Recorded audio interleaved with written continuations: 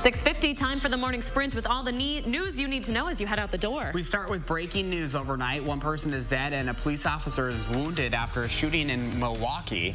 Police there say it started when officers tried to stop a reckless driver around 1 this morning. The car ended up crashing and 3 people tried to run away, shooting back at the officers who were chasing them. One officer was shot. That officer is conscious and in stable condition this morning. About an hour later, police found one of the suspects dead of a self-inflicted gunshot wound.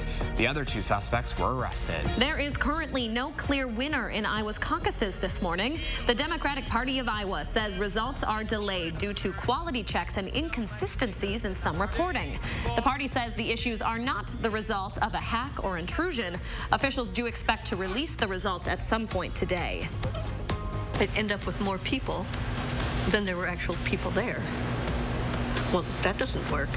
Officials think the delay could be caused by an app that was used to record results. It counts the popular vote from a first round of voting and then an updated tally once caucus goers give their final verdicts, and figures for pledged delegates that each candidate eventually wins. Some records keep noticed issues with how data was being recorded on the app, and in some cases its failure to update. Candidates are just as confused as the public by the lack of results. Joe Biden's campaign released a letter asking the Democratic Party for a full explanation of what went wrong and what measures they have in place to maintain the integrity of the caucus.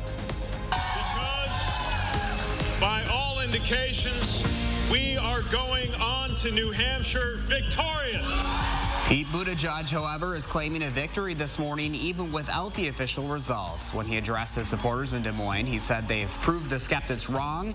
He'll be on CBS this morning at the top of the hour to explain his reaction. President Trump is tweeting this morning that the Democratic caucus is, quote, an unmitigated disaster. The president's campaign manager, Brad Parscale, slammed the Democrats for the delayed results overnight, saying in a statement that they're stewing in a caucus mess of their own creation with the sloppiest train wreck in history. President Trump won the Republican caucuses, a largely symbolic vote since he wasn't facing any significant opposition. We're starting with quite a few clouds still lingering here across southern Wisconsin this morning. The view in Platteville from our Queen Bee Radio sky camera. It's 26 degrees in Platteville, 26 as well here in Madison. Most spots are in the 20s. Wind chills, though, are in the teens this morning and will likely remain fairly steady through the day. We're looking at wind chills just approaching 20 later on this afternoon. Hattie, thank you. President Trump is preparing to deliver his 4th State of the Union address tonight in the middle of the uncertainty in Iowa and as an impeachment trial. The Associated Press reports President Trump's overall approval rating is consistently below 50%. Despite those numbers, Americans have largely positive views of both the economy and how the president is handling it. CBS will have coverage of the president's speech starting at 8 tonight. The president's impeachment trial, meanwhile, is nearing its end today. All 100 senators will get 10 minutes to explain their decision on whether to convict President Trump on the 2 counts against him. 67 senators would be needed to convict the president and remove him from office. A final vote on acquittal is set for tomorrow. I have been diagnosed with advanced lung cancer. Rush Limbaugh, one of America's leading conservative voices for the past several decades, shocked his listeners with that message about his health. Professionally, he is known as a champion of conservative causes. Limbaugh says he will be off the airwaves for the next few days as his doctors figure out his treatment. An ex-Amish woman here in Wisconsin is fighting to bring awareness about sexual assault in that community. Tora Bontrager says her uncle, Anos Bontrager, assaulted her, but nothing ever came of the case. She says there are many victims of sexual abuse in the Amish community, but it's difficult to help them due to the culture of that community. Classes are canceled today at a Texas university after a deadly shooting. 2 women were killed and a 2-year-old was hurt at Texas A&M's campus yesterday. Officers found the bodies inside the co-ed freshman residence hall. Police haven't released a motive in the shooting and haven't said whether they're looking for a suspect. The toddler is in stable condition right now. Now, the travel bans meant to curb the spread of the coronavirus could impact UW study abroad students and international students here at University of Wisconsin-Madison. Despite there being 11 study abroad programs in China, no study abroad students are in China right now. None of those programs, though, are based in Wuhan, where the coronavirus is believed to have originated. As for the international students who may be stuck in China, so students not from the U.S., the UW is asking those students efforts to contact university officials to discuss their student and immigration status. Leah?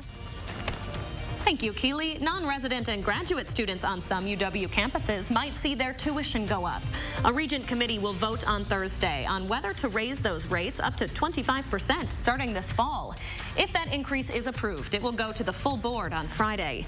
This increase would only apply to students at Milwaukee, Oshkosh, Platteville, River Falls, Stevens Point, and Whitewater campuses. ACT scores continue to decline for the 6th straight year in Wisconsin. Right now, the state's composite score is 19.6 compared to last year's 19.8. In the 2014-15 school year, that score was 20. ACT scores are one of the deciding factors in college admittance. For UW-Madison, an ACT score in the range of 27 to 32 is recommended. Madison City Council will discuss the future of an Eastside nightclub at their meeting tonight. The owners of Silk Exotic want to buy Visions on East Washington Avenue and rebrand it as Silk Exotic Madison East. The city's Alcohol License Review Committee recommended denying them a liquor license last month, citing concerns over the safety of that neighborhood. Visions is currently closed. Madison transportation staff are recommending bus rapid transit routes for the west side and downtown. Madison.com reports the route proposal includes State Street and the Capitol Square. It requires rerouting some regular city buses onto Broome and Bassett Streets and West Wash to reduce the congestion on State. The city hopes to implement the service by 2024 to reduce traffic. Speaking of traffic, it is 6:56 now. Stacey K is keeping an eye on what's going out on the roads on this Tuesday. How's it looking, Stacey? Not bad, but it is picking up now on the westbound side of the Beltline, especially between Stoughton Road and Monona Drive. Inbound John Nolan starting to increase in volume at the Rimrock and North Shore Drive intersections going downtown, picking up on East Washington now at the 1st Street intersection. And other main routes heading into the city, they are cruising along with no crashes or delays. With your First Alert traffic, I'm Stacey K. Thank you, Stacey. Here's a live look from the Edgewater Skycam looking at the Capitol this morning. We have a little bit of sunshine early today, which is nice to see. Your day planner temperatures take you from the mid-20s this morning only into the upper 20s this afternoon. Look for quite a few clouds to linger through the day. No precipitation, though, in our forecast today. We do have some light snow that we expect to move in late Wednesday into Thursday. Some light snow accumulation will be possible through the day on Thursday. Overall, though, temperatures will stay in the 30s as we head into the upcoming weekend. All right. Thank you, Hattie. And thank you for joining us. Go make it a great day, everyone. And, of course, we'll see you back here tomorrow starting at 4:30.